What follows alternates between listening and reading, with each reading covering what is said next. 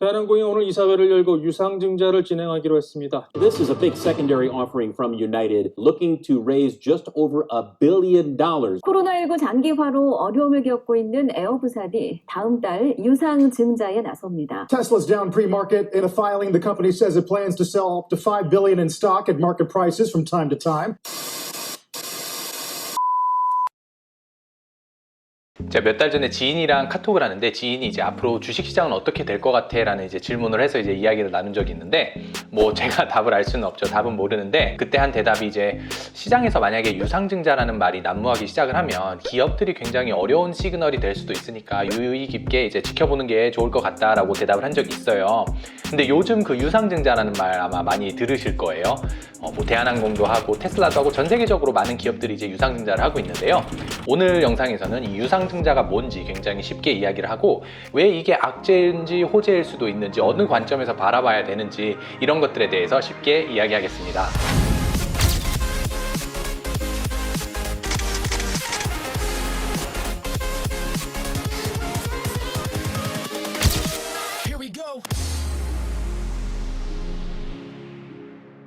안녕하세요. 공부하는 직장인 직장학생입니다. 파이낸스를 공부하시는 분들이라면 아마 패킹 order theory라는 것을 들어보셨을 거예요. 기업이 자금을 조달하는 방법에 대해서 이야기를 하는 이론인데요. 거기서는 3가지 방법이 있다고 하는데 제가 실무에서 겪어보니까 4가지 방법이 있더라고요. 그래서 그 방법부터 먼저 이야기를 할 건데요. 첫 번째는 번 돈을 쓰는 겁니다. 물론 비용은 없겠죠. 가장 싼 방법인데요. 하지만 쌓아둔 돈이 없는 기업들도 많이 있습니다. 우리 은행 잔고만 그런 게 아니라 회사들도 마찬가지예요. 뭐 테슬라를 봐도 그렇거든요. 여지껏 투자받은 돈을 까먹고 있는 형태지 아직 벌어놓은 돈은 없기 때문에 이 방법이 모두한테는 통하지는 않는 방법이죠. 두 번째로 자금을 조달하는 방법은 패킹 오더 티어리는 없지만 실무에서는 확실히 있더라고요. 이번 팬데믹 때도 저희 회사를 비롯해서 많은 회사들이 이걸 썼어요. 물론 갑들만 가능하기 때문에 제가 그냥 임의로 갑질이라고 별명을 붙였는데요. 영어로는 officially working capital management라고 해요. 그러니까 기업들이 운영을 하다 보면 이제 줄 돈 있잖아요. account payable 그리고 받을 돈이 있어요. account receivable. 이때 받을 돈은 최대한 빨리 땡겨받고 줄 돈은 최대한 밀어서 돈을 땡겨 쓰는 거예요. 물론 이게 시간이 지나면은 이제 역효과로 줄 돈은 엄청 많은데 받을 돈이 없어지는 이런 효과가 있긴 하지만 급한 불을 끄는 데는 싼 비용으로 이제 돈을 끌어들일 수 있는 방법이죠. 그리고 세 번째는 돈을 빌리는 거예요. 빚을 지는 거죠. 근데 팬데믹 때 역사적으로 너무나 많은 기업들이 돈을 빌리기 시작을 했죠. 이거는 뭐 은행에서 빌릴 수도 있고 프라이빗하게 빌릴 수도 있는데 뭐 이렇게 빌려주는 사람들을 뭐 채권단, creditor 이렇게 얘기를 하고 빌리는 돈을 뭐 debt, note 이렇게 표현을 하기도 하죠. 그리고 네 번째, 가장 비싼 방법, 기업이 제일 선호하지 않는 방법, 오늘의 주인공 유상증자입니다. 이거는 그냥 뭐 투자자를 찾는다라고 보실 수가 있는데요. 동업자를 끌어들이는 거죠. 나의 이 기업의 기나긴 여정에 기쁨과 슬픔을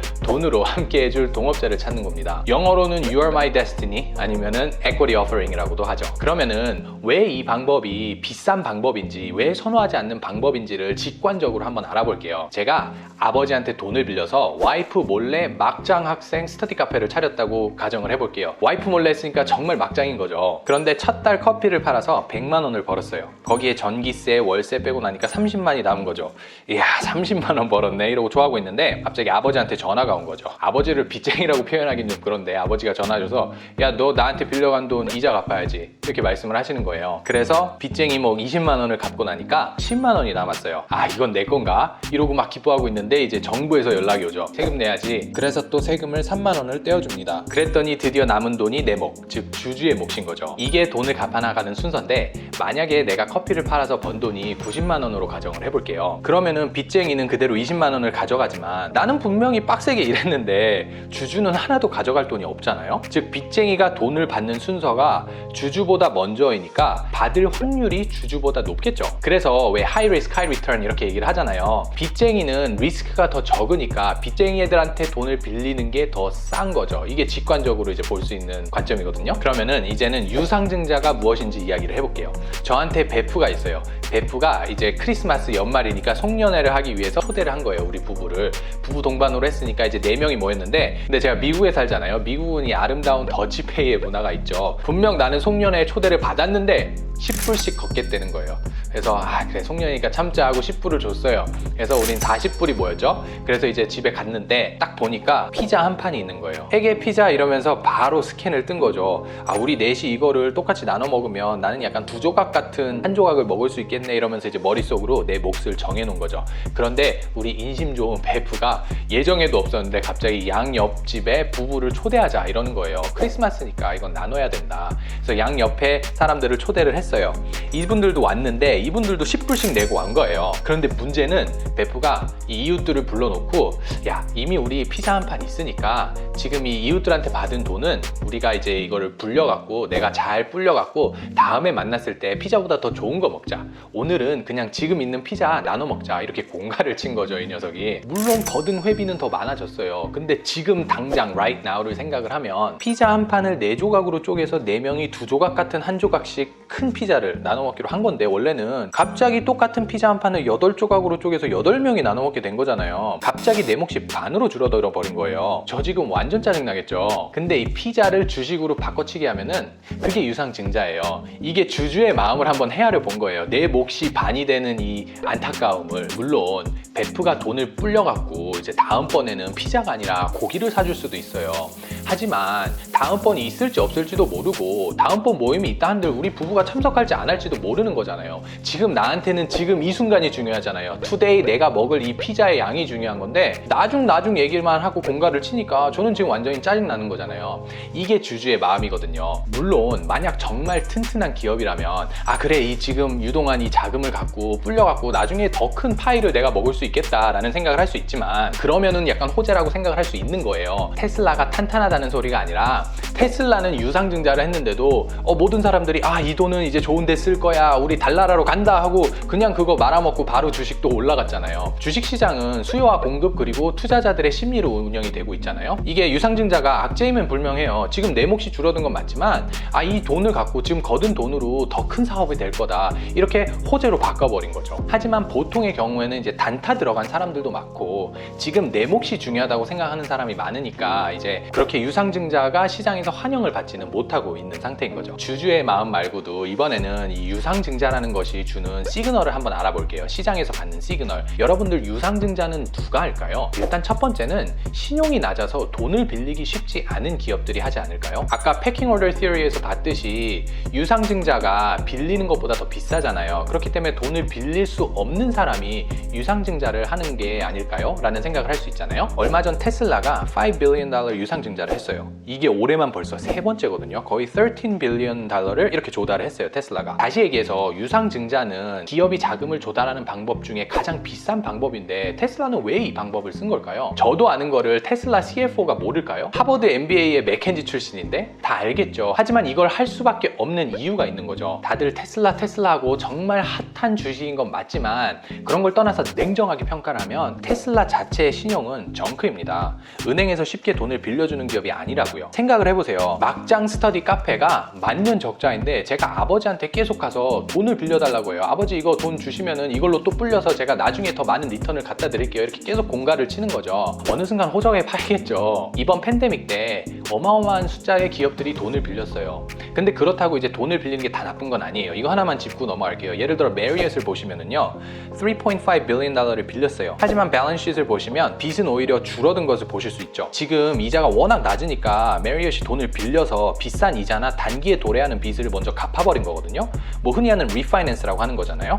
이러면 오히려 미래 이자 비용이 줄고 더 재무적으로 탄탄해지니까 좋은 빚인데, 카니발 크루즈를 보면은 무려 $14.5 billion 정도를 빌렸어요. 근데 그리고 그만큼 빚이 늘었어요. 그러니까 갚은 게 아니라 더 빚을 진 거니까 그만큼 미래에 내가 갚아야 할 이자 비용은 훨씬 늘어난 거죠. 이거는 안 좋은 대시거든요. 재무가 빠그러진 거잖아요. 근데 이런 기업들한테 계속해서 은행이 대출을 해줄 수는 없잖아요. 밑 빠진 독에 물 붓기를 계속 할 수는 없는 거잖아요. 테슬라도 계속 투자금을 까먹는 상태이니까 이제 주식으로 변환되는 변환사채를 이제 보통 많이 발행을 하고 이렇게 유상증자를 하는 거예요. 그래야 이자 부담이 적으니까. 물론 빌릴 수도 있어요. 근데 신용이 안 좋은 기업들이 빌리게 되면 이자가 엄청 비싸다는 단점이 있죠.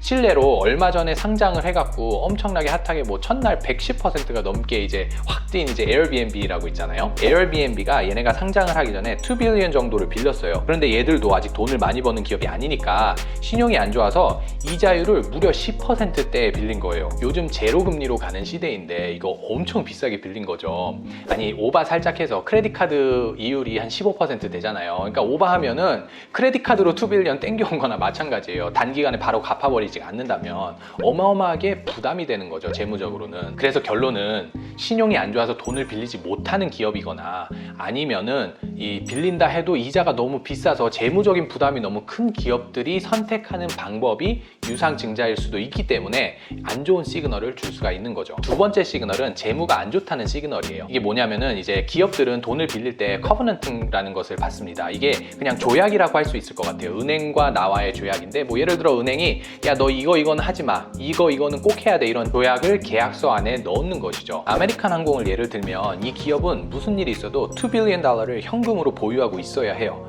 이걸 어기면 왜 드라마에서 많이 나오잖아요. 뭐 자금줄이 묶였다, 자금이 끊겼다, 그러고 막 은행에서 독촉을 한다, 이런 사태가 나오는 거고, 실무에서는 통상적으로 이제 페널티를 부여하고 이제 기업 경영에도 좀 과연여를 하고 이러는 것 같더라고요. 제가 내부 정보를 드릴 수 없지만 어마어마한 돈을 지불하더라고요. 저희 회사도 이제 이 커버넌트를 웨이브 했는데 이번 팬데믹 때문에 은행에서 그냥 저희한테 빨대 꽂고 돈을 쪽쪽 빨아가더라고요. 뭐 어쩌겠어요. 이게 은행이 돈 버는 방법이고 은행이 값인데, 그죠? 아무튼 이제 굉장히 보편적인 커버넌트 가운데 하나가 이제 부채 비율은 어느 정도를 유지하셔야 됩니다, 뭐 이런 거예요. 그렇기 때문에 어느 정도 돈을 빌렸으면은 그거에 대비해서 이제 기업들이 더 빌리지 못할 때, 이럴 때 또 유상증자를 선택하기 때문에 재무에 어려움이 있거나 아니면은 이런 계약서 상에서 리스트릭션이 있겠구나 하는 것을 이제 시그널을 받을 수가 있는 거죠. 그리고 이제 세 번째, 이제 기업의 자신감을 대변을 할 수도 있거든요. 여러분들이 저처럼 이제 막장 학생 이제 스터디 카페를 창업을 한다고 한번 생각을 해보세요. 여러분들이 이 카페가 대박이 날 거라는 확신이 있으세요.